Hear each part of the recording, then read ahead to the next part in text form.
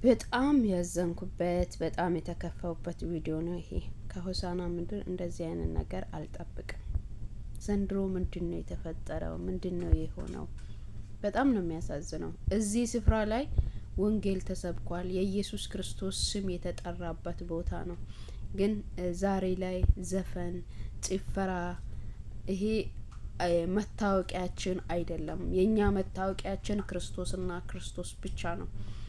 ይሄ ሁሉ ህዝብ ወደ ጥፋት መንገድ ተጠርቶ ሲመጣ በጣም ነው የሚያሳዝነው። የምሬን ነው ምላችሁ፣ በጣም ነው የሚያሳዝነው። የአገሬ ልጆች፣ የሀዲያ ልጆች፣ የሆሳና ልጆች ይህንን ነገር እኛ ልንቃወምበት ይገባል። እንደዚህ አይነት ነገር እንዲፈጠር እንዲሆን መፍቀድ የለብንም። የምር እዚህ ቦታ ላይ ብዙ ወንጌል ተሰብኮ ብዙ ነፍሳት የዳኑበት ነው።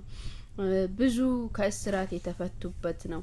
በድጋሚ እንደዚህ አይነት ነገር ዘፈን፣ ጭፈራ ወጣቶችን ወደ ጥፋት እግዚአብሔር ይቅር በላቸው። እግዚአብሔር የእውነቴን ነው የምላችሁ።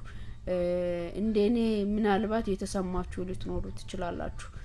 እንደዚህ አይነት ጭፈራና እንደዚህ አይነት ነገር እንደዚህ በዘፈን እንደዚህ ተጠርቶ እኔ ሆሳና ምድር ላይ አይቼ አላቅም።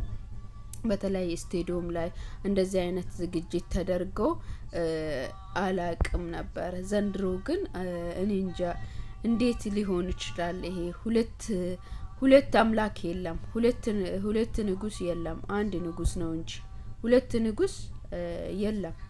እዚህ ቦታ ላይ የእግዚአብሔር ቃል የተሰበከበት ነው፣ መዝሙር የተዘመረበት ነው፣ ስሙ የተጠራበት ነው። ታዲያ ያ ሁሉ ህዝብ ተመልሶ ወደ ዓለም ተመለሰ እንዴ?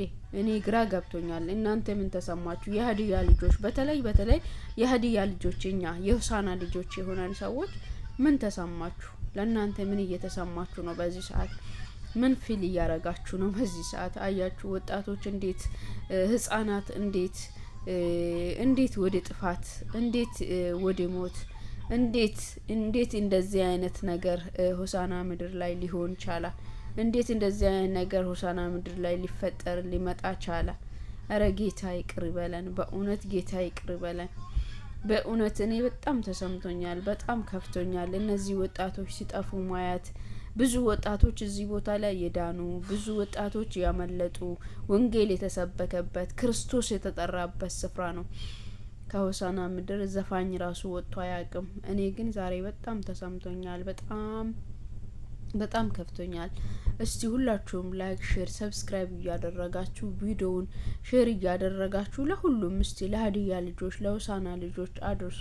እንደዚህ አይነት ነገር ሊሆን የማይገባ ነገር እንዲሆን ባንፈቅድ መልካም ነው። የምሬን ነው ምላችሁ። ባንፈቅድ ባይ ነኝ።